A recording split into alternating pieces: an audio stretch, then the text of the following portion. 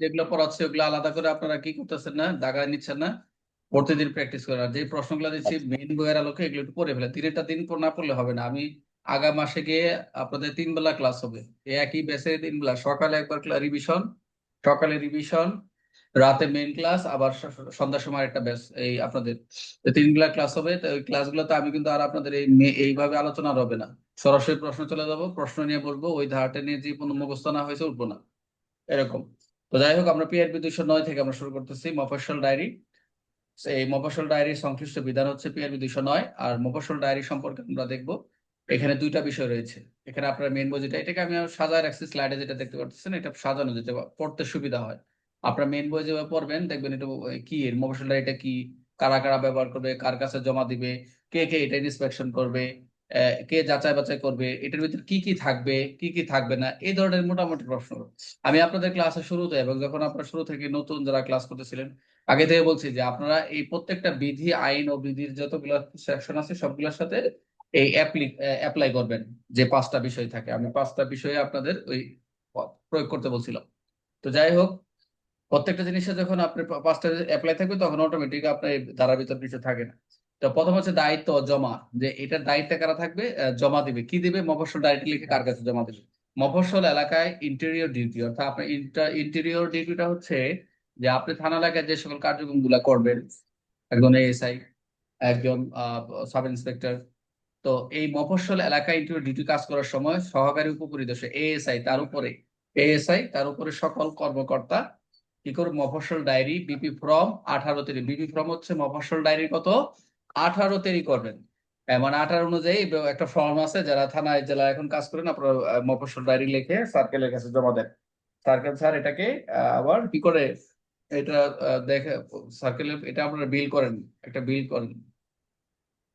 তো এটি সরাসরি সার্কেলের কাছে জমা দিতে হয়, উনি হচ্ছে এটা কোনো ত্রুটি আছে কিনা, ত্রুটি বিচ্যুতি আছে কিনা এগুলো খেয়াল করেন। তো সার্কেল ইন্সপেক্টর নিজে তা পরীক্ষা করবেন, ইন্সপেকশন করবেন বা এক্সামিনেশন করবেন, যেটাই বললেন। এবং অধীনস্থদের বিলম্ব অনিয়ম, এখানে এই যে থানা এলাকায় যে আপনি ইন্টারভিউ ডিউটি গুলো করতেছেন, এখানে কোনো যে কার্যক্রমগুলো আসতেছে, আপনি কখন ওয়ারেন্ট তামিল করলেন, থানা এলাকায় কি কি সভা করলেন, কোন কোন এলাকায় বিট পুলিশ, এই বিষয়গুলো, এই আপনি কোথাও যে কোনো বিলম্ব করতেছে, অনিয়ম করতেছে না, এগুলো যাচাই করবেন, যাচাই করবে হচ্ছে সার্কেল। তাহলে হচ্ছে কে কে এই সহকারী উপরে এএসআই থেকে তার সকল কর্মকর্তা মফস্বলের বিপি অনুযায়ী কত 18, এবং এটি সরাসরি কার কাছে জমা দিবে, সার্কেল সার্কেল স্যারের কাছে। কোথাও কোথাও অ্যাডিশনাল এসপি, কোথাও কোথাও এএসপি। তো সার্কেল স্যার পরীক্ষা করবেন পরবর্তী অধীনস্থদের বিলম্ব অনিয়ম, এই হচ্ছে দায়িত্ব এবং জমা দেওয়ার একটা বিধান।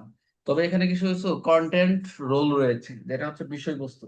এখানে কি কি থাকবে কি কি থাকবে না, সবাই একটু মনোযোগ দিন, পরীক্ষা আসে। মফস্বল ডায়েরিতে কেস ডায়েরির অংশ সার সংক্ষেপ থাকবে না, আই রিপিট, এটা পরীক্ষা আসে এমসিকিউ, যে মফস্বল ডায়েরিতে কি থাকবে না, কেস ডায়েরি সিডির কোনো অংশ বা সার সংক্ষেপ থাকবে না। আমরা সিডির যেরকম সার সংক্ষেপ লিখি এটাতে থাকবে না, শুধু কি থাকবে, কেস ডায়েরির অংশ বা সার স্যার সংক্ষেপ। কথা শোনা যাচ্ছে না স্যার। কথা কি শোনা যাচ্ছে না? কথা রফিক শোনা ভাই, যাচ্ছে তো স্যার। আচ্ছা, তার এখানে মনে নেটের সমস্যা। শোনা তাহলে যাচ্ছে স্যার। মফস্বল ডায়েরিতে কেস ডায়েরির অংশ বা সার থাকবে না, এটা ক্রস দিয়ে রাখছি। কি থাকবে তাহলে, তদন্তে সময় কত লাগলো, কেস ডায়েরি রেফারেন্স। হ্যাঁ,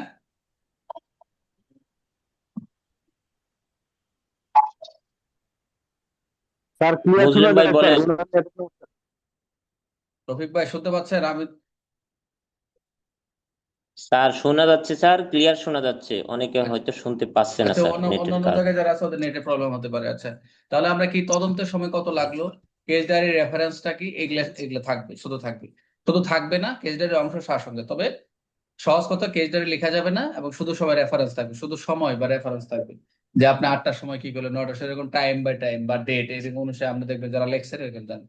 তাহলে আমরা মোটামুটি মফস্বল ডায়েরি সম্পর্কে, এই থানার বাইরে মফস্বল এলাকায় কর্মরত থাকাকালীন থানা এলাকায় কি করবো, সহকারী পরিদর্শক এএসআই উত্তরোর্ধ্ব সকল কর্মকর্তা 18 বিক্রম অনুযায়ী একটি মফস্বল ডায়েরি প্রস্তুত করে সার্কেল স্যারের কাছে কি করবে, প্রেরণ করবে। সার্কেল ইন্সপেক্টর এটি ডায়েরিটা কি করবে, পরীক্ষা করবেন, এবং অধীনস্থের কোনো বিলম্ব অনিয়ম হচ্ছে কিনা, কোনো ডিলে হচ্ছে, ইরেগুলারিটিস হচ্ছে কিনা, সেগুলো কি করবে, যাচাই করবে।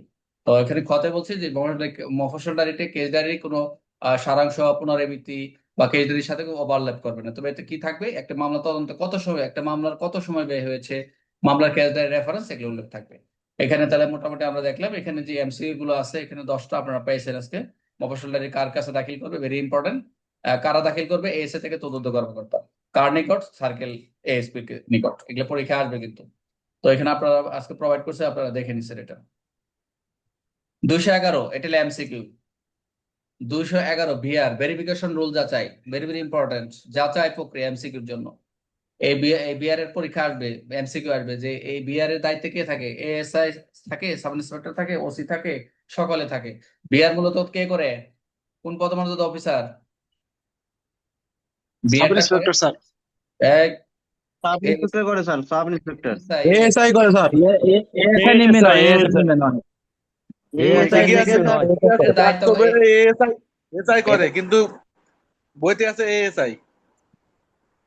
ওই বইতে এএসআই এটাই সঠিক। এএসআই করে ইন্সপেক্টর করে, পরীক্ষা হলে এএসআই লাগবে। হেডকোয়ার্টারে প্রশ্ন করলে সাব ইন্সপেক্টর লাগবে না। এএসআই থেকে তথ্য দেয়, এভাবে প্রশ্ন আসবে, সরাসরি এভাবে প্রশ্ন আসবে। আপনি যদি বলেন, কারণ এটা হলে এএসআই এর হক হক বুঝেন তো, দায়িত্ব কর্তব্য তার। বুঝতে পারছেন? তাই যদি বলেন অপরাধমূলক ষড়যন্ত্র মামলা তদন্তকারী করেন inspector, sub inspector, ASI, ASP হবে না। ইন্সপেক্টর থেকে ইন্সপেক্টর তো আপড বা ইন্সপেক্টর বলছি, পুলিশ পরিদর্শকের কথা বলছে। যেখানে যেটা আছে সেটাই লাগবে। যাচাই সরকারিভাবে চাকরি প্রার্থী ভেরিফিকেশন রোল বলে, এখানে তো আমরাই করছি। জেলা থানায় গেলে তো আমরাই করছি। পরীক্ষা হলে আপনার সাব ইন্সপেক্টর লিখলে হবে না তো। বুঝতে পারছেন? যেটা আছে এর ভিতরে তো সংশোধন তো হয় নাই, তো যেটা আছে এভাবে লিখবেন। তো সরকারি চাকরি প্রার্থীর ভেরিফিকেশন রোল পেলে স্থানীয়ভাবে তদন্ত করবেন। আপনারা তদন্ত করবে কি? এএসআই বা তাদের ঊর্ধ্বতন কর্মকর্তা। এএসআই বা ঊর্ধ্বতন কর্মকর্তা। এইভাবেই থাকবে পরীক্ষায়। অতিরিক্ত যাচাই কি করবে? যদি পুলিশ স্টেশনের এই যে ডিসচার্জ স্লিপ তো আপনারা জানেনই, এটা ফাইলগুলো পরীক্ষায় ফলাফল রিপোর্ট করতে হবে। তাহলে 211 আমরা কি দেখলাম? ভেরিফিকেশন রোল কাদের জন্য প্রযোজ্য? যারা সরকারি চাকরি প্রার্থীর ক্ষেত্রে। এটা খেয়াল রাখবেন যে ভেরিফিকেশন রোল কোন স্থানে পরীক্ষা করা হয়। এটা হচ্ছে পুলিশ স্টেশনের দায়িত্ব। আর ভেরিফিকেশন রোল স্থানীয় তদন্ত লোকাল ইনকোয়ারি কে করবেন? অবশ্যই অ্যাসিস্ট্যান্ট সাব ইন্সপেক্টর, তদন্ত কর্মকর্তা।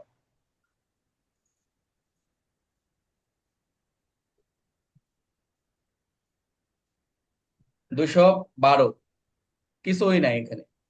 212 থেকে কিছুই নাই, যে আইন যতগুলো আমাদের আইনি কিছু নির্দেশনা আছে নতুন নতুন, এই যে এটা অধস্তন প্রশিক্ষণের দায়িত্ব ক্ষেত্রে কি আমাদের যে সকল সার্কুলার অর্ডার যেগুলো হচ্ছে, এগুলো হচ্ছে নতুন আইন, নতুন সার্কুলার, এগুলো হচ্ছে বিভিন্ন সময় রোল কল, বিভিন্ন সময় এগুলা কি করা, টিচিং করা, আন্ডারস্ট্যান্ডিং করা। এবং অধস্তনের শেখায়, তবে আমার যারা অধস্তন থাকে তাদেরকে সবসময় তাদের কুখ্যাত অপরাধের অবস্থান, কাদের পরিচয়, বাসস্থান, এগুলো আমাদের জ্ঞান অর্জন করতে হবে। কিন্তু দরকার নেই চকিদের প্রশিক্ষণ, তাদেরকে কি দেখাইতে হবে, কোন অপরাধ তারা গ্রেপ্তার করতে হবে, নিষিদ্ধ চালান কোনগুলো, গোয়েন্দা নজর পদ্ধতি কি, তথ্য সংগ্রহ করছে, এগুলো দরকার নাই। ভেরি ভেরি ইম্পর্টেন্ট হচ্ছে 213টা কই গেল? 213, 13, 13, 13, 13, 13।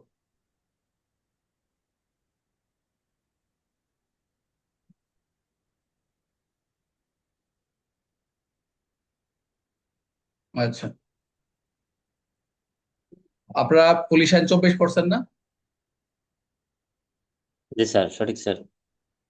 24, 213। এই যে মামলা গ্রহণে অনুমতি 213, এটি জি স্যার। সবাই একটু থাকে।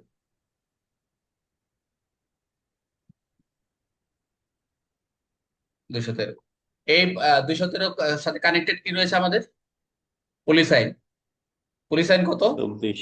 পুলিশ আইন 24। 24। এখানে প্রসিকিউশন আর লিগ্যাল প্রসেসটার জন্য এই মামলা গ্রহণ এবং অনুমতি নেওয়ার জন্য কোনো কিছু আমরা সমন, ওয়ারেন্ট, অন্যান্য কিছু দেখো, অস্ত্র আইনের অনেক কিছু রয়েছে ম্যাজিস্ট্রেট কানেক্ট। তো আপনার মামলা গ্রহণ অনুমতি কার নিতে হবে? সাধারণভাবে পিআরবি 213 সাথে পুলিশ আইন 24 সাথে কানেক্টেড করা হয়েছে। এখানে প্রসিকিউশন লিগ্যাল প্রসেসের ক্ষেত্রে সাধারণ ক্ষমতাটা কি, জেনারেল ক্ষমতাটা কি? যে পুলিশ অফিসার আদালতে আবেদন করতে পারবে কিরকম? সমনের জন্য, ওয়ারেন্টের জন্য, সার্চ ওয়ারেন্টের জন্য, অন্যান্য আইনগত প্রক্রিয়া। তবে এখানে কথা রয়েছে অবশ্যই এই সরাসরি সাধারণ যে ক্ষমতাগুলো, যে সমন, ওয়ারেন্ট, সার্চ ওয়ারেন্ট, অন্যান্য আইনগত প্রক্রিয়া আছে। ইম্পর্টেন্ট কেসের ক্ষেত্রে যে বিশেষ কিছু শর্ত রয়েছে, নিম্নের ক্ষেত্রে পূর্ব অনুমতি অবশ্যই বাধ্যতামূলক। মনোযোগ দেন, আপনারা খালি তো পরে দৌড়ে চলে যান, মূল জিনিসগুলা পড়তে চান না আপনারা। আমাদের আর একটা দোষ আছে যে 213-তে আপনি বললেন সাধারণ ক্ষমতা বিশেষ একটা শর্ত আছে ইম্পর্টেন্ট কেসের রুলের ক্ষেত্রে। কি বলছি? যে সাধারণ যে সকল ক্ষমতা আপনি অবশ্যই সমন, ওয়ারেন্ট, এগুলোর জন্য আপনি এগুলা তো অবগত করাচ্ছেন, বাট একটা যে জরুরি যে বিষয়টা আমাদের জানানো দরকার, যে এই এইগুলোর অনুমতি ছাড়া, এগুলো হচ্ছে মামলা দায়ের এবং অনুমতির জন্য আপনি কার্যক্রম পরিচালনা করতেছে, বাট ইম্পর্টেন্ট রুলটা হচ্ছে যে আদালত থেকে ম্যাজিস্ট্রেটের অনুমতি ছাড়া আপনি করতে পারেন না। কিরকম আপনি নর্মালি জানেন, আমরা ফৌজদারি কার্যবিধি 155 যেটা আছে, যে নন কগনিজেবল অফেন্স এবং সেকশন 353 পুলিশের উপর হামলা, এগুলো কি করতে হবে? অবশ্যই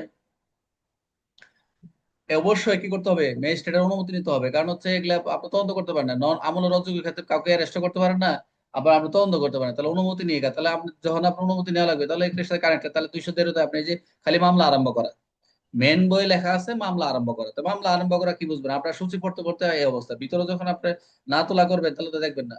এই জন্য বলছি সুন্দর করে অল্প পড়েন, একটা বিধি বা সেকশন অল্প পড়েন, পরে ভিতরে ঢুকে নেবেন, অনেক কিছু চোখ মুখ খুলে যাবে। তাহলে আপনি এইখানে বলতেছে যে এখানে আপনার সবসময় পুলিশের 24 বা 213 লোক, এটার সাথে কানেক্টিং কেন হলো? অনুমতি নিচ্ছেন ম্যাজিস্ট্রেট, এটা 24 এবং 213 মূলই হচ্ছে যে ম্যাজিস্ট্রেট অনুমতি নিয়ে কার্যক্রম পরিচালনা করা। বুঝতে পারছেন? তো অনুমতি নিতে হবে। তবে এই সেকশনের ক্ষেত্রে আপনি এসপি তো ফৌজদারি 155 অনুমতি দিবে না। পুলিশের উপর হামলা, এখন অবশ্যই অনুমতি নিতে হবে। তো সুপারিনটেন্ডেন্ট অফ পুলিশ এসপি অনুমতি নিতে হবে। আর জরুরি ক্ষেত্রে সার্কেলে আপনি এইসব আপনি যে কার্যক্রম পরিচালনা করবেন, আপনি তো অবশ্যই যে এটা পাড়া অনুমতি নেবেন, এগুলো তো এখন সার্কেল অফিস হয়েই যায়। এখন তো কার্যক্রম জি স্যার। ফাইনাল রিপোর্ট হলে সার্কেল অফিস হয়ে যায়, সমস্ত কার্যক্রম সার্কেল অফিস হয়েই যায়। তারপর বিশেষ ক্ষেত্রে কিছু জি জরুরি স্যার। ক্ষেত্রে এসপির কাছে পাঠাইতে, এসপি অনুমতি দিবে, এসপি অগ্রগামী করবে। যে বিশেষ কিছু কিছু যে পুলিশের উপর হামলা হয়েছে এটা অনুমতি দরকার আছে, প্রসিকিউশন করতে হবে, মামলা নিতে হবে, 180 মামলা নিতে হবে। এসপি দরকার আছে না, যে আমার পুলিশের উপর হামলা হয়েছে আমি জানি না, যে কোর্টকে জানানো হয়ে গেছে, এসপির কে জানাইতে হবে। এই বলছে জরুরি ক্ষেত্রে সার্কেলও জানাইতে হবে। তবে অনুমতি দিতে গিয়ে যদি দেরি হলে তা এড়ানো যাবে, একটা কথা রয়েছে এই 213। আপনি কোন ক্ষেত্রে আপনার অনুমতি নেওয়া প্রয়োজন বলছে? অনুমতি নিতে গিয়ে দেরি হলে, অনুমতি নিতে যদি দেরি হয়, কোনো একটা কার্যক্রম করতে যায়, কোনো কার্যক্রম আপনার আসামি পালায় যাবে, এই অস্ত্রটা দিয়ে কেউ বড় ধরনের দুর্ঘটনা করতে পারে, যেমন অস্ত্র আইনের 25। তো অস্ত্র আইনের 25-এর ক্ষেত্রে আপনি ম্যাজিস্ট্রেট ওই অস্ত্রটা ম্যাজিস্ট্রেট অনুমতি লাগবে, অস্ত্র আইন বলছে। কিন্তু আপনি এমন একটা কাজ হচ্ছে যেটা হচ্ছে এই অস্ত্রটা নিয়ে যে কোনো সন্ত্রাসী একটা খুন করতে পারে, তা আপনার সময় নাই, অনুমতি নিতে গিয়ে দেরি হতে পারে। এবং এটাই বলছে তবে এড়ানো যাবে। এই যে আজকে একটা জিনিস দেখলেন যে অনুমতি নিতে গিয়ে যদি দেরি হয় তাহলে আপনি এড়ায় যেতে পারেন, বিষয় দেখতে হবে। এক ঘটনাটা রাত্রে, এখন ম্যাজিস্ট্রেট কল ডাকবেন, ওভার দা টেলিফোনে আপনার ওসি এসপি ডিসি যেখানে যেখানে আপনার অর্জন কর্তৃপক্ষ আছে, আপনার ওসি অর্জন করতে ওসিরে জানান দেন, ওসি বাকিটা দেখবে। আপনার দায়িত্ব হচ্ছে ওসিকে জানানো, বাকি কাজ ওসি স্যার সার্কেলে জানাবেন না, সার্কেল ডিসি জানাবে, ওসি স্যার সরাসরি ডিসি জানাবে, এটা দেয়ার রেসপন্সিবিলিটি। বাট আপনার কাজ আপনাকে ওভার দা টেলিফোনে আপনারটা কি করে শেষ করে দাও। তাহলে আমরা কি দেখলাম? 213 সম্পর্কে আমরা কি দেখলাম? মামলা দায়ের, ইনস্টিটিউশন অফ কেস, মামলা দায়ের প্রসেসটা দেখলাম, কার কার অনুমতি নিতে হবে, কখন নিতে হবে, কখন নেওয়ার প্রয়োজন নাই, কোন কোন ক্ষেত্রে নেবে, সাধারণ নিবে না বিশেষ ক্ষেত্রে নেবে। এই হলো মূল কথা। 213 ক্লিয়ার সবার? 24-এর সাথে 213 এখন আশা করি মোটামুটি ক্লিয়ার। 214 সাব ইন্সপেক্টররা পড়বেন। হাট এবং মেলা, থানা এলাকায় দেখবেন অনেক হাট হয়, হাট বাজার, মেলা। মেলা তো সবসময় হয় না, বছর দুইটা মেলা হতে পারে, একটা মেলা হতে পারে, এক এক এক এক বিটে এক এক ইউনিয়নে নির্ধারণ করা থাকে। যখন মেলার শুরু হয়, কোথাও কোথাও বউ মেলা, কোথাও কোথাও সারিগান্ধা, ওই যে এক এক উৎসব অনুযায়ী, ঋতু অনুযায়ী, বার্ষিক বছর অনুযায়ী, মাস অনুযায়ী মেলা হয়। তো এই হাটে মেলা ডিউটির ক্ষেত্রে এই ডিউটি গুলো অবশ্যই, কোথাও কোনো মেলা টেলা হলে অবশ্যই অস্থির কনসার্ন হতে পারে না। এখন সার্কেলের অনুমতি লাগে, ডিসি কেও জানানো হয় এখানে বিশাল একটা মেলা হবে, কারণ এখানে অনেক কিছু প্রোগ্রাম থাকে, অনেক কিছু জড়িত থাকে, এগুলো ওসি নিশ্চিত করবে। প্রয়োজনে পর্যাপ্ত পুলিশ মোতায়েন করবে, শৃঙ্খলা বজায় রাখতে হবে। এবং সেখানে দেখা গেছে জোয়া মদ্যপান এগুলো হবে শৃঙ্খলা বজায়, লেখা যে যে মেলা কমিটির যারা সভাপতি থাকবে এগুলো খেয়াল রাখতে হবে, এগুলো উচিত। এবং বড় মেলা এবং বিশেষ কিছু বড় মেলার হয় এবং লোক সংখ্যা আগে অনুমান করতে হবে কতজন হতে পারে, সুপারিনটেন্ডেন্টকে জানাতে হবে, এসপি কে জানাতে হবে, অতিরিক্ত বাহিনী যাওয়া হবে, প্রয়োজন অতিরিক্ত যদি পুলিশ দরকার হয় সেখানে যাওয়া হবে। কারণ হচ্ছে সেখানে অনেক বাদ্য যন্ত্র অনেক কিছু রয়েছে, আপনারা জানেন। তাহলে অবশ্যই এখানে কি করবে? ওই হাট মেলা ডিউটিটা হচ্ছে 200 পিআরবি 214। তো এখানে পকেট বুক হিসেবে 200 দরকার নাই, পকেট বুকের 214 এটা দরকার। 215 এগুলো হচ্ছে এমসিকিউ, একটু রিটার্ন এখানে সামস্যা দেবো। পার্শ্ববর্তী জেলায় কনস্টেবল প্রেরণ, এই যে একটা 215 একটা বলছে যে এগুলো পড়েন আপনার, deputation of constable adjoining district of local area. আচ্ছা, এখানে তাদেরকে পার্শ্ববর্তী জেলায় যে কনস্টেবল প্রেরণ করবে, কেন প্রেরণ করবে? 215 কেন প্রেরণ কথা বলছে? দুইটা এখানে এমসিকিউ আছে, মনোযোগ দেন। এক জেলার পুলিশ যাতে পার্শ্ববর্তী জেলায় সীমান্ত থানায় খারাপ চরিত্র, যারা ব্যাড ক্যারেক্টার আছে, তাদের ব্যক্তিগত ভাবে তাদেরকে চিনতে পারে, সে উদ্দেশ্যে পুলিশ সুপার কি করবে? প্রতিটি সীমান্ত থানার একজন কনস্টেবলকে পার্শ্ববর্তী জেলার সীমান্ত থানায় বিনিময় এক্সচেঞ্জ ভিত্তিতে প্যান করতে পারে। তো একজন আরেকজনের নিয়ম হচ্ছে সর্বোচ্চ কয় মাস, সর্বোচ্চ 6 মাস, 3 মাস হতে পারে। এটা এমসিকিউ পরীক্ষা। যে এক জেলা থেকে এক জেলার পুলিশ আরেক জেলা পুলিশ, পার্শ্ববর্তী জেলার সীমান্ত থানায় খারাপ চরিত্র যারা আছে, যাদেরকে ব্যক্তিগতভাবে চিনতে বা শনাক্ত হতে পারে, কে পাঠাবে? পুলিশ সুপার কি করে ওই প্রতিটি থানা সীমান্ত এক কনস্টেবল পার্শ্ববর্তী জেলার সীমান্ত এক্সচেঞ্জ ভিত্তিতে ব্যান করতে হবে। কত মাস? 6 মাস হতে পারে, 3 মাস হতে পারে। MCQ very important. এবং এই প্রেরিত কনস্টেবলকে প্রশাসনিক কাজের উদ্দেশ্যে জেলায় পাঠানো হচ্ছে, সেই জেলার সদস্য হিসেবে গণ্য করা হবে এবং বেতন, পোশাক সবকিছুই তার নিজ জেলা থেকে পরিচালিত হবে। এবং প্রেরিত সংশ্লিষ্ট থানার অফিসার ইনচার্জ নিয়ন্ত্রণ করে এবং যাই রিপোর্ট করে ওসির কাছে রিপোর্ট করে যে স্যার আমি আসছি, এই ঠিক আছে কাজ করে। তবে এখানে এটা বহু আগের কথা, তো একই একই জেলার সঙ্গে একইভাবে কনস্টেবল বিনিয়োগ করা হতে পারে। তবে কনস্টেবল নিজের জেলায় ফিরে যাওয়ার আগে, যখন নিজ জেলায় ফিরে যাবে, তবে থানায় কতদিন কর্মরত ছিলেন, অফিসার ইনচার্জ একটি সনদ সার্টিফিকেট প্রদান করবে। এটা কি আছে এখন বর্তমান ব্যবহার? এই এইটা আপনাদের পাইছেন এরকম? প্রেরিত কনস্টেবল এবং যারা যারা থাকবে তাদের আন্ডার সার্ভিলেন্সে যারা বেডকার থাকে চিনতে না স্যার। সক্ষম হবে। যাই হোক, আমাদের পিআরবি যেহেতু আছে, এগুলো অনেক 1943 বিষয়, এগুলো অনেক পাঠানো হইতো। মেয়াদ কত? 3 মাস, 6 মাস। বেতন পোশাক নিজ জেলা থেকে পাবে। নিয়ন্ত্রণকে যে থানায় প্রেরণ করা আছে সেই থানা ওসি নিয়ন্ত্রণ করবে। ফেরার আগে অবশ্য ওসি একটা সার্টিফিকেট দিবে। 216 গুরুত্বপূর্ণ রেল স্টেশন এবং স্টিমার এখানেও একটা বিষয় আছে যে আমাদের রেল স্টেশন গুরুত্বপূর্ণ কিছু রেলওয়ে স্টিমার এএসআই কনস্টেবল প্রেরণ করবে। এটা এমসিকিউ।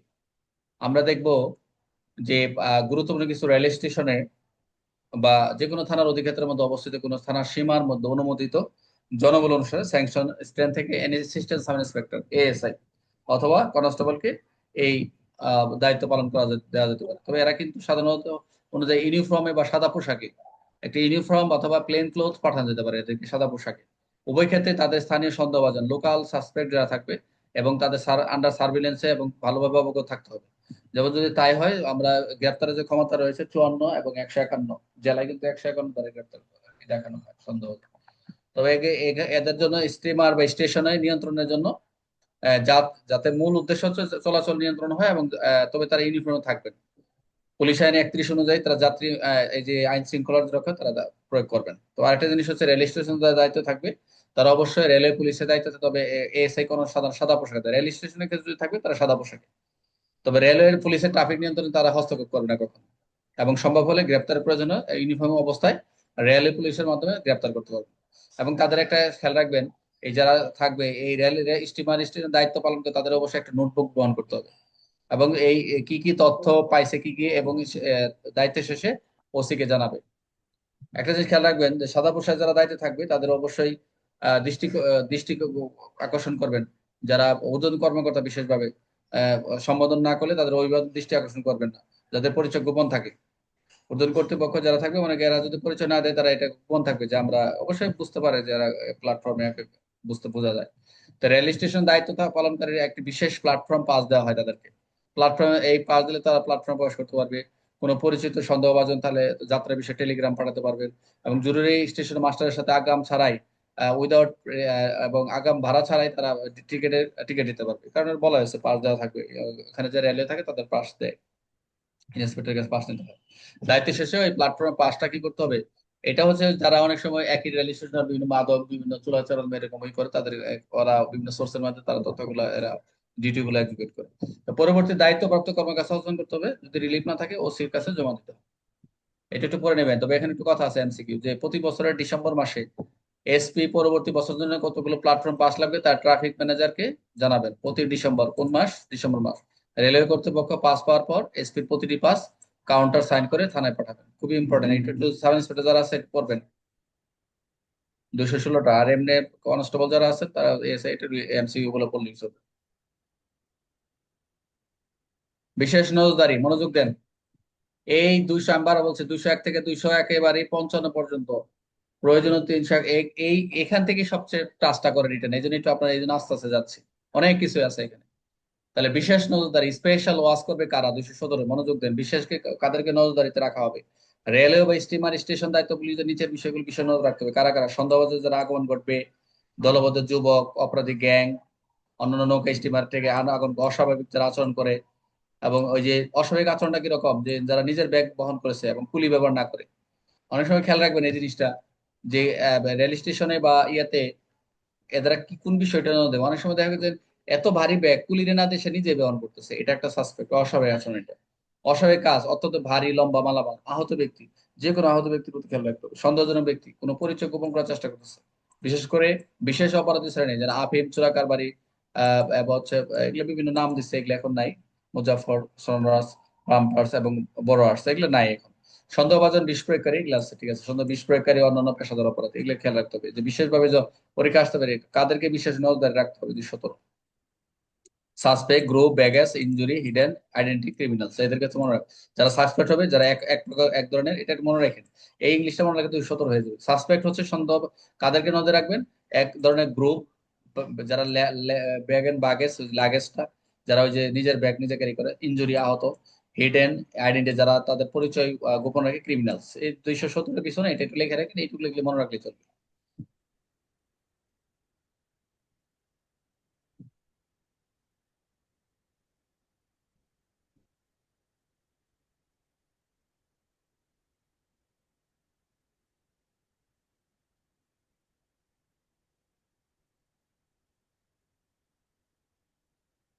আচ্ছা, 220টা এমসিকিউ নেন, শুধু একটা এমসিকিউ আসে এখানে, যে সাদা পোশাকে 220 আছে পিআরবি, সাদা পোশাকে পুলিশ কর্মীর সাথে পরিচয় পত্র বহন আর কি। সাদা পোশাকের সময় আপনার একটা কি থাকবে, প্ল্যাটফর্মে একটা তাদের কাছে একটা এই যে যাই কিছু থাকবে না কেন, তাদের কাছে পরিচয় পত্রটা থাকবে সাদা পোশাকে, এটা খেয়াল রাখবেন। এটুকু আসে পরীক্ষা এমসিকিউ, সাথে সাথে কি থাকবে। 224 ভেরি ইম্পর্টেন্ট সাব ইন্সপেক্টরদের, যে ভবঘুরে বিপজ্জনক যদি কোনো ব্যক্তি পাওয়া যায় পুলিশের কর্তব্য কি। এটা হচ্ছে ভবঘুরে বিপজ্জনক উন্মাদ ব্যক্তি, লুনাটিক পার্সন, যারা এই যে duties of police respect of wandering, যারা থাকবে ঘোরাফেরা করে, তার ডেঞ্জারাস লুনাটিক, এবং যারা ভবঘুরে উন্মাদ ব্যক্তি থাকবে, এদের পুলিশের কর্তব্য কি। পুলিশের কর্তব্য হচ্ছে পুলিশ কর্মী তাদের জেলা সদরে হেডকোয়ার্টার স্টেশনের সময় কি করবে, যে কোনো উন্মাদ লুনাটিক্স রাস্তায় কোনো ভবঘুরে পাওয়া যায়, তাদের বিপজ্জনক ডেঞ্জারাস মনে হয়, তাদের নিরাপদ হেফাজত সিকিউর জেলা সদর পাঠাবে। এবং পুলিশ কর্মকর্তা যে কি করবে, যারা নিরীহ হার্মলেস উন্মাদ ব্যক্তিদের অথবা সেসব বিপজ্জনক ব্যক্তির যথাযথ দেখাশোনা করছে, সে তাদের ক্ষেত্রে কখনো হস্তক্ষেপ করবে না। এবং কোনো উন্মাদ ব্যক্তি থানা বা সদর দপ্তর পাঠানোর সময় সঙ্গে সঙ্গে অবশ্যই বেঙ্গল বা বিবরণ 200 অনুযায়ী একটি রিপোর্ট সংযুক্ত করতে হবে। এবং এদেরকে চিকিৎসার জন্য কেয়ার এন্ড ট্রিটমেন্ট হস্তান্তর করা হয়েছে, এগুলো ওই যে যেখানে যেখানে পাঠানোর কথা, যারা অবহেলা করতেছে এবং নিষ্ঠুর আচরণ করতেছে, এবং সকলে এই পুরো একটা বিষয়টাই সকল ঘটনা পুলিশ কর্মকর্তা ম্যাজিস্ট্রেটকে রিপোর্ট করবেন। জাস্ট এখানে 2-3টা লাইন লিখলে হবে, একটু পড়বেন। সাব ইন্সপেক্টর আছে ভবঘুরে বিপজ্জনক ব্যক্তি যারা থাকবে, পুলিশের কর্তব্য কি 224। সাব ইন্সপেক্টর এএসআই থেকে সাব ইন্সপেক্টর এখন যেটা পড়াবে এটা ভেরি ভেরি ইম্পর্টেন্ট, 225 অস্ত্র গোলাবারুদ পরিদর্শন, এটা দরকার নাই, এটা না, যে এটা হচ্ছে খালি এমসিকিউ। 225টা এমসিকিউ, যে অস্ত্রগুলো পরিদর্শন করবে থানায় সাব প্রতি মাসে একবার, অস্ত্রগুলোর দোকান পরিদর্শন করবে, ভেরি ইম্পর্টেন্ট। সাব ইন্সপেক্টর অস্ত্রগুলোর দোকান পরিদর্শন 225, মনোযোগ দেন। যে সাব ইন্সপেক্টর করতে, এটা আবার অস্ত্র আইনের সাথে কানেক্টেড, চলে অনেকে লেখে না, এটা একটু পড়ে নেবেন। অস্ত্র গোলাবারুদ পরিদর্শন প্রতি থানায় সাব ইন্সপেক্টর প্রতি মাসে 3 মাসে একবার অস্ত্র গোলাবারুদ দোকান পরিদর্শন করবেন। এবং প্রত্যেক সাব ইন্সপেক্টর যিনি কোনো থানার ভারপ্রাপ্ত বা ইনচার্জ হিসেবে দায়িত্ব পালন করে, তখন তারা থানা অধিক্ষেত্রের মতো লোকাল জুরিডিকশন, এটা ওসি করে। অস্ত্র দোকান যদি আর্ম শপ থাকে, গোলাবারুদ দোকান থাকে, অ্যানিমেশন শপ থাকে, অন্তত প্রতি মাসে একবার এমসিকিউ ওয়ান্স এ কোয়ার্টার পরিদর্শন করতে হবে, ভেরি ভেরি ইম্পর্টেন্ট, এটা এমসিকিউ। 226 রিটেনের প্রশ্ন আজকে এই পর্যন্ত। স্যার এটা কি হ্যাঁ, স্যার 3 মাসে একবার বলছে, স্যার 3 মাসে একবার। আচ্ছা, স্যার শোনাচ্ছে রফিক ভাই, শোনাচ্ছে না? 15 দিনে একবার দেওয়া আছে যে কোথায়? বইতে স্যার। এটা কত সালের বই? প্রথম প্যারাতে আছে 15 দিনে একবার, আর দ্বিতীয় প্যারাতে আছে হলো 3 মাসে একবার। এটা কি দুটো সংশোধন প্যারা হয়েছে? আছে, স্যার সংশোধন নাই। দুইটাই দেওয়া আছে ভাস্কর্যে স্যার। বলতে হলো 3 মাসে একবার, আর এমনি লেভেলে বলছে 15 দিনে একবার। আচ্ছা, এটা সবাই একটু নোট রাখেন, সবাই একটু দেখবো যে তাহলে আমার একটা স্যার কারেকশন করে দেবো। হ্যাঁ, একটু কথা বলি স্যার, এটা কি সাব ইন্সপেক্টরের কথা বলছে না ইন্সপেক্টরের কথা বলছে এখানে স্যার? এখানে আমাদের বর্তমান 225 ইন্সপেক্টর করে, কিন্তু এটা তো 1943 তে চেঞ্জ হয়, সাব ইন্সপেক্টর কথা দেখতেছে এখানে। না স্যার, নতুন বইগুলা এবং পুরনো বইও তো সব জায়গায় ইন্সপেক্টর দেওয়া আছে। আচ্ছা, বইয়ে ইন্সপেক্টর উল্লেখ করা আছে, তাহলে স্যার। ইন্সপেক্টর, তাহলে ঠিক আছে, কারেকশন করে নেন, ওটা ইন্সপেক্টর, এবং অসুবিধা সাব নেই। ইন্সপেক্টর হবে না ইন্সপেক্টর স্যার, ইন্সপেক্টর হবে স্যার। আচ্ছা, এখানে আমার যেখানে আছে, আমি তো ইংলিশ থেকে ট্রান্সলেশন করছি, এখানে এখানে লেখা আছে সাব ইন্সপেক্টর তদন্ত। তো ঠিক আছে, অসুবিধা নাই, ইন্সপেক্টর লিখে দেন, পরীক্ষা আসলে ইন্সপেক্টর লিখবেন, সমস্যা নেই। 226 ভেরি ইম্পর্টেন্ট, একটা রিটার্নের প্রশ্ন সকলের। এই একটা রিটার্ন চলে আসছে, আমরা আজকে রিটার্ন আর কি পাইছে কিনা জানি না, আর দুইটা রিটার্ন চলে, একটা মফস্বল ডায়েরি আর এখন 226 বিস্ফোরক দ্রব্য তল্লাশি জব্দের বিধান কি? বিস্ফোরক এক্সপ্লোসিভ, পুলিশ অফিসার এখানে এই যে তদন্ত, সাব ইন্সপেক্টর তদন্ত, সাব ইন্সপেক্টর থেকে তদন্ত করতে পারবে কিরকম? যে বিস্ফোরক রাখার কোনো ব্যবস্থার প্রবেশ করবে, সন্দেহজনক থেকে তল্লাশি করবে, নমুনা সংগ্রহ করে অবৈধ হলে জব্দ করবে। রিপোর্ট করবে কাকে? অবশ্যই ম্যাজিস্ট্রেটকে। মনোযোগ দেন, এটা ভেরি ভেরি ইম্পর্টেন্ট রিটার্নের জন্য।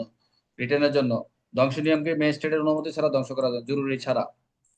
তাহলে বিস্ফোরক দ্রব্যের দোকান গুদাম পরিদর্শন তল্লাশি জব্দ কত? পিআরবি 226। ইন্সপেকশন সার্চ অফ আর সিজার স্টোর অফ এক্সপ্লোসিভের ক্ষেত্রে ভেরি ভেরি ইম্পর্টেন্ট, যে কোথাও কোনো এই এক্সপ্লোসিভ রোল যেটা রয়েছে না, এটা রুলের 106 অনুযায়ী সাব ইন্সপেক্টর বা তদন্ত পদমর্যাদা পুলিশ কর্মকর্তা নিজ অধিক্ষেত্রের মধ্যে বিস্ফোরক সংক্রান্ত লাইসেন্সের ক্ষমতা প্রয়োগ করতে পারে। কি করে? প্রবেশ করবে, পরিদর্শন করবে, পরীক্ষা করবে। অবশ্যই তিনি প্রবেশ করতে, পরিদর্শন করতে, পরীক্ষা করতে পারে। যেহেতু সাব ইন্সপেক্টর বলছে, এই প্রশ্নটা সাব ইন্সপেক্টর দিয়ে বেশি, এসআই দের ইন্সপেক্টর আসে বলছে না। স্যার, বইতে তো হ্যাঁ বলছে ইন্সপেক্টর থেকে তদূর্ত, ইন্সপেক্টর থেকে তদূর্ত। ভাই, এটা কোনো আছে সময় নেই। লাস্টে লাস্টে সাব ইন্সপেক্টর। আচ্ছা, সমস্যা নাই, সাব ইন্সপেক্টর তদন্ত বলতে কি বোঝায়? অসুবিধা নাই, আইনে তো সব সাব ইন্সপেক্টরই করে, সমস্যা নাই, ইন্সপেক্টর আসে, স্যার ইন্সপেক্টর সাব লিখবে। ইন্সপেক্টর আছে স্যার, সাব ইন্সপেক্টর আছে। আচ্ছা, তিনি প্রবেশ করতে, পরিদর্শন করতে, পরীক্ষা করতে পারবেন কোনো স্থানে, কোনো যানবাহনে, কোনো নৌযানে, যে কোনো লাইসেন্সের অধীনে বিস্ফোরক যেখানে লাইসেন্স আছে সেখানে কি তৈরি করা হচ্ছে, রাখা হচ্ছে, বিক্রি করা হচ্ছে, পরিবহন করা হচ্ছে, আমদানি করা হচ্ছে, অথবা যেখানে যুক্তিসঙ্গত বিশ্বাস রিজনেবল কোনো থাকে, এখানে এক্সপ্লোসিভ 184, ওই যে বিস্ফোরক উপাদান বলি যেটা, বিস্ফোরক, এটা ইন্ডিয়ান, এটা বাংলাদেশ হবে, যে এক্সপ্লোসিভ 1884 এক্সপ্লোর রোল 1940 লঙ্ঘন করে বিস্ফোরক যদি করে, এখানে 84-তে যেটা বলা হয়েছে 1940 সালের যে লঙ্ঘন করে কেউ রাখা, বিক্রি, পরিবর্তন, তাদের যদি মনে হয় এরকম বিশ্বাস করে, সেগুলো কি করবে? অবশ্যই তল্লাশি করে জব্দ করতে পারবে। তল্লাশি, তিনি যে স্থানে বিস্ফোরক সেগুলো তল্লাশি করবেন, নমুনায় স্যাম্পল ট্র্যাকিং করবেন, কোনো বিস্ফোরক পাওয়া গেলে মূল্য পরিশোধ করে, যদি পরিশোধ সম্ভব হয় নমুনা দিতে পারবেন। সম্পদ সিজার এন্ড ডিস্ট্রাকশন, ধ্বংস করতে পারবেন। যদি কোনো বিশ্বাসে বিধি লঙ্ঘন হয়েছে মনে হয়, বিস্ফোরক জব্দ করতে পারবেন, আটক করতে পারবেন, অপসারণ করতে পারবেন, ধ্বংস নিয়ে। ধারাটা, বিধিটা ঠিক রেখে নিজের মতো করে লিখবেন, সমস্যা নেই, মার্ক দিয়ে দিবে। কোন পুলিশ কর্মকর্তা বিস্ফোরক দ্রব্য জব্দ, আটক, অপসারণ করলে অবশ্যই জেলা ম্যাজিস্ট্রেটকে জানাতে হবে। এটা খেয়াল রাখবেন যে অবশ্যই আপনি এটা কার্যক্রমই হচ্ছে জেলা ম্যাজিস্ট্রেটের সাথে। একটা জিনিস খেয়াল রাখবেন, যে মোটামুটি কাছাকাছি আমাদের সিনিয়র স্যার যখন প্রশ্ন করে, তারা দেখে যে পিআরবিটা ধারাটা কুট করতে গেছে, এটা কি বিস্ফোরক আইনে চলে যাবে, নাকি অস্ত্র আইনে চলে যাবে, না এটা ধরবেই না, এটাকে বলবে ওই আইন থেকে আসছে, কিন্তু পিআরবির প্রশ্ন। পুলিশ কর্মকর্তা ডিস্ট্রিক্ট ম্যাজিস্ট্রেট পূর্ব অনুমতি ছাড়া, এরকম এটাই এমসিকিউ, যে এরকম যে বিস্ফোরক কারণ অনুমতি দরকার, এসপি, ডিস্ট্রিক্ট ম্যাজিস্ট্রেট, ওসি, এরকম। তবে জরুরি পরিস্থিতি হলে, গুরুতর যদি জননিরাপত্তার ঝুঁকি হলে, এই পূর্ব সব জায়গায় সব আইনে বলা হয়েছে আপনি পারেন।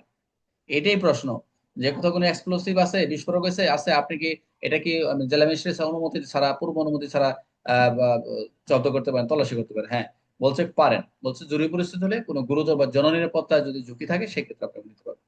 তাহলে কোনো বিস্ফোরক ধ্বংস নিরাপদ করা হলে এটি নমুনা সংরক্ষণ করবেন, পাবলিক বা নিয়ন্ত্রণকারী ব্যক্তিকে নমুনার অংশ দিতে পারবে, এই ধরনের বিষয়টি ডিস্ট্রিক্ট ম্যাজিস্ট্রেটকে রিপোর্ট করতে হবে।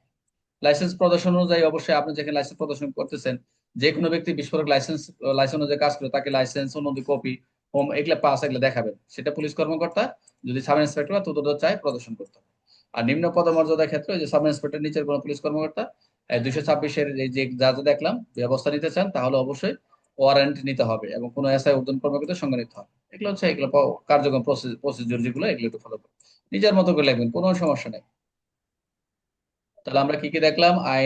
এক্সপ্লোসিভ ক্ষমতা, সে ক্ষমতা হচ্ছে প্রবেশ করবেন, ইন্সপেকশন করবেন, সার্চ করবেন, স্যাম্পল সিজার, এই জিনিসটা মনে রাখবেন এই আইনে। এটা স্ক্রিনশট নেন, এইটুকু মনে রাখবেন যে এই আইনের ক্ষেত্রে ক্ষমতা কারা কারা, এসআই থেকে তদন্ত, আইন অনুযায়ী যে এটা হচ্ছে এক্সপ্লোসিভ অ্যাক্ট ইউজ করবেন, আর হচ্ছে ক্ষমতা দেওয়া আছে, আর ক্ষমতা হচ্ছে আপনার হচ্ছে প্রবেশ করবেন, এন্ট্রি করবেন, ইন্সপেকশন করবেন, সার্চ করবেন, স্যাম্পল, নমুনা এবং জব্দ করবেন। রিপোর্ট দিতে হবে কাকে? জেলা ম্যাজিস্ট্রেটকে। ধ্বংস অনুমতি নিতে হবে অবশ্যই ডিস্ট্রিক্ট ম্যাজিস্ট্রেট ছাড়া পূর্ণ ধ্বংস অনুমতি নিতে হবে, এসআর করা যাবে না। লাইসেন্স দেখাতে বাধ্য, কার কাছে? এসআই বা তদন্ত কর্মকর্তা চাইলে অবশ্যই, যেখানে আপনার পরিদর্শন করলেন, ইন্সপেকশন দোকানে বা গেলেন, সেখানে অবশ্যই এই লাইসেন্স চাইলে তারা দিতে বাধ্য, মানে দেখাইতে বাধ্য আর কি দোকান।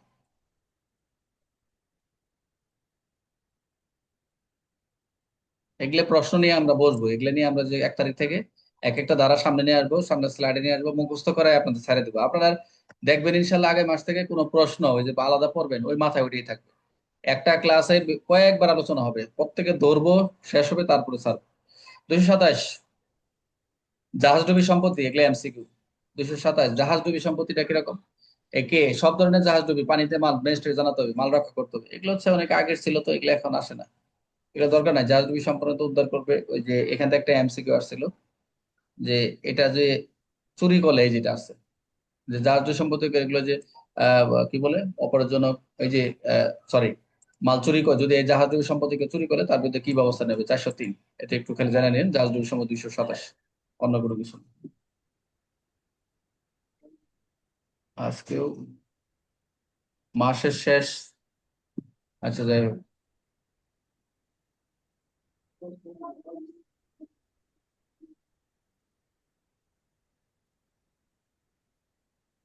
অনেক বড় এই জাহাজডুবি সম্পত্তির ক্ষেত্রে। জাহাজডুবি সম্পত্তিটা সামার সেক্টর রিডিং করেন, ওই 403-এর সাথে প্যানেল কোডের সাথে কানেক্টেড, তো একটু পরে দেন, আর কেউ বড় লাগবে না। 403, 403 যেখানে আছে প্যানেল কোড আছে আর কাট করছে, সাব ইন্সপেক্টর পড়বেন এটা। রিপোর্ট করতে হবে কার কাছে? কোর্টের সম্পত্তি রক্ষা করতে হবে, উদ্ধারকারী ক্ষতিপূরণ, 400 আত্মসাৎ অপরাধ করতে হবে, এবার যে উদ্ধার করবে তাকে পুরস্কার দেবে, গচ্ছিত দন। ভেরি ইম্পর্টেন্ট এমসিকিউ, মনোযোগ দেন। যে মাটির নিচে পাওয়া মূল্যবান জিনিস রিপোর্ট করতে হবে সুপারিনটেন্ডেন্ট কালেক্টরকে, মনোযোগ দেন, এইটাই পরীক্ষা এমসিকিউ আসছিল। যে মাটির নিচে যদি কোনো সম্পত্তি পাওয়া যায় কাকে কাকে জানাবে? মনোযোগ দেন, আপনি ট্রেনিং নিয়ে। মাটির নিচে পাওয়া মূল্যবান সম্পত্তি রিপোর্ট করতে হবে সুপারিনটেন্ডেন্টের মাধ্যমে কালেক্টরকে। ভেরি ভেরি ইম্পর্টেন্ট এটা এমসিকিউ। আই রিপিট, মাটির নিচে কোনো ট্রেসার গচ্ছিত কোনো ধন পাওয়া গেলে কাকে রিপোর্ট করে? এসপির মাধ্যমে কাকে? কালেক্টরকে। 10 টাকার যদি বেশি মূল্য হলে কালেক্টরকে লিখিতভাবে জানাতে হবে। সরকারি দাবি না করলে মাল ফাইন্ডার জমির মালিককে দেওয়া হবে, যে তাকে খুঁজে তাকে দিতে হবে। এটা জিনিস খেয়াল রাখেন এখানে, যে 10 টাকার বেশি মূল্য, তো 1943 এবং বিফোর 1927 এই সময় থেকে 10 টাকার মূল্য কত ঢুকছিল, এই জন্যই বলছি। গুপ্তধন, ট্রেসার ট্রপ, যদি এরকম সম্পত্তি পাওয়া যায়, ভেরি ইম্পর্টেন্ট। 228 যে মাটির নিচে পুঁতে থাকা মূর্তি, স্ট্যাচুটারি, তার কয়েন্স, মূল্যবান গুপ্তধন যদি পাওয়া যায়, অবশ্যই সুপারিনটেন্ডেন্টের মাধ্যমে কালেক্টর রিপোর্ট করতে হবে। এটাই হচ্ছে আপনাদের মেইন কথা, আর কোনো কিছু নাই।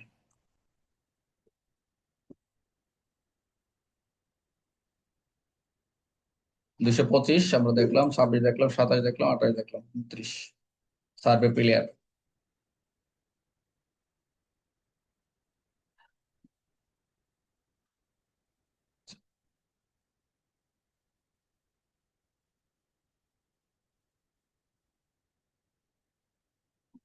আচ্ছা, 230 একটু নেন, সার্ভে প্লেয়ার। সার্ভে প্লেয়ার এখানে এখানে স্বপ্ন খেলা নিয়মিত যে কিছু কিছু সম্পদ, এটা সরকারি সম্পত্তি, যে এসআই বা তার ঊর্ধ্বতন, এএসআই কথা বলছে, সার্ভে প্লেয়ার, এটা মনে রেখে, এটা এমসিকিউ। যে হচ্ছে যে এএসআই বা ঊর্ধ্বতন পুলিশ অফিসার কি করবে? নিয়মিত পিলার পরিদর্শন করবে, এবং থানার অফিসারে ওসিও কিন্তু এটা অংশগ্রহণ করবে। দায়িত্ব হচ্ছে চৌকিদার যারা থাকবে সঙ্গে সঙ্গে রিপোর্ট করবে, ক্লাস রিপোর্ট, এবং যদি ক্ষতি হয়, পিলারে কোনো ক্ষতি হয়, এবং জেলা ম্যাজিস্ট্রেটকে জানাতে হবে। আর 1 বছরে একবার রিপোর্ট এসপি কে দিতে হবে। একটু রিডিং করে নেবেন, কিছু কিছু এগুলো শর্ট করে নিলে এত পড়া দরকার নেই।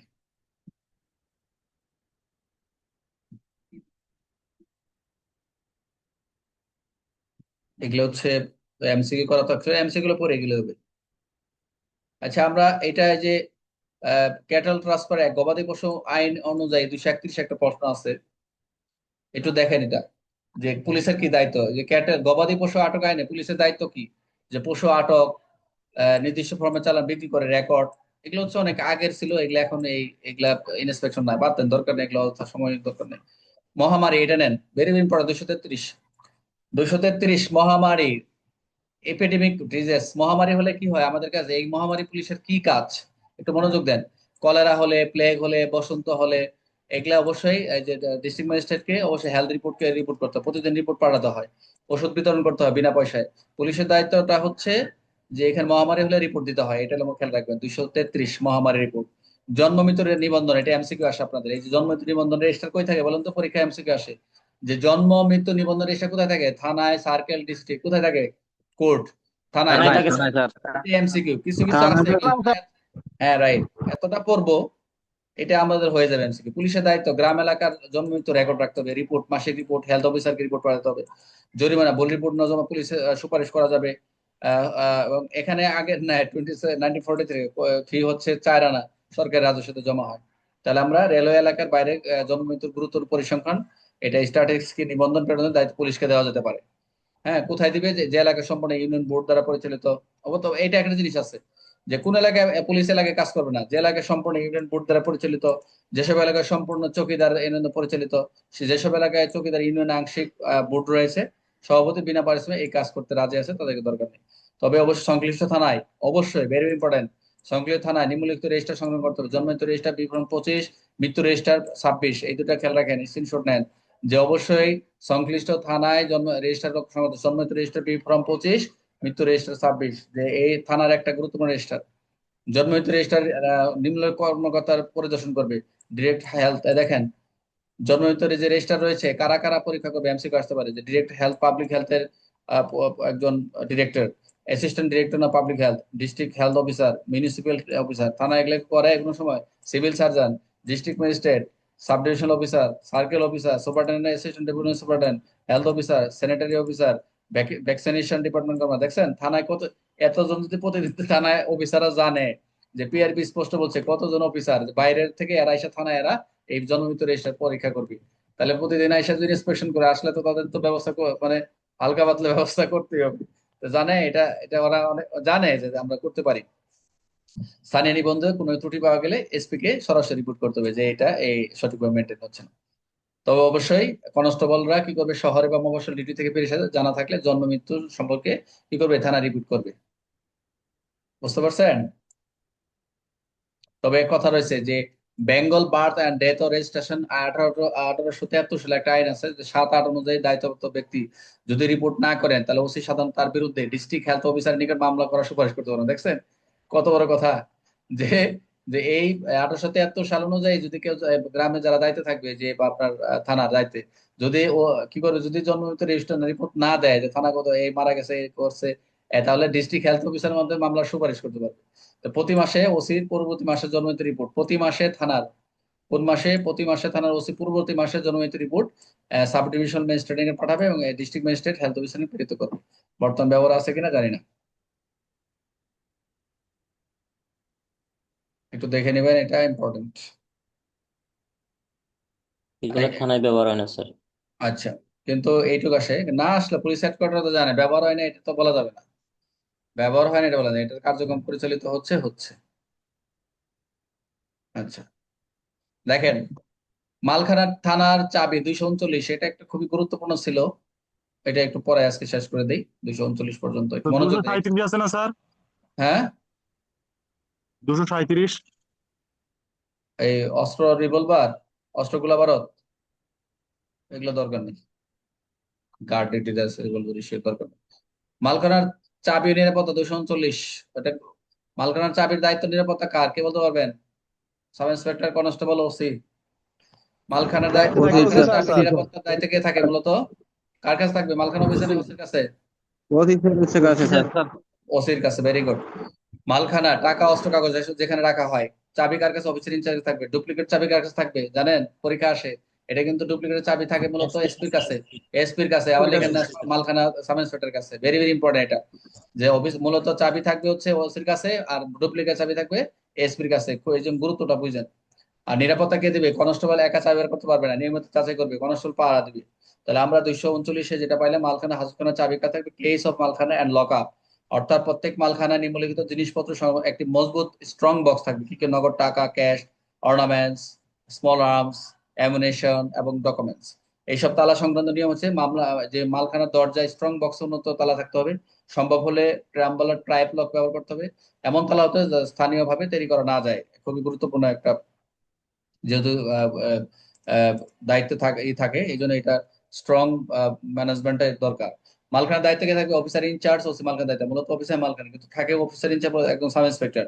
অফিসার ইনচার্জ মালখানার দায়িত্ব থাকবে। মালখানার স্ট্রং বক্সের চাবি নম্বর একটা নাম্বার হবে, ওসির কাছে থাকবে।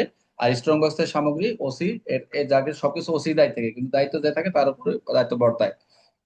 আচ্ছা, তাহলে বিশেষ প্রয়োজন ওসির বিবেচনায় শুধু মালখানা ও শুধুমাত্র মালখানার চাবি এএসআই বা তদন্ত নির্দেশকের কাছে রাখা যেতে পারে। এএসআই, এখন এএসআই উঠে গেছে, সাব ইন্সপেক্টর, এই জন্য বলছে এএসআই তদন্ত, এএসআই না, সাব ইন্সপেক্টর। কিন্তু স্ট্রং বক্সের চাবি সবসময় ওসির কাছেই থাকবে, স্ট্রং বক্স ওসির কাছেই থাকবে।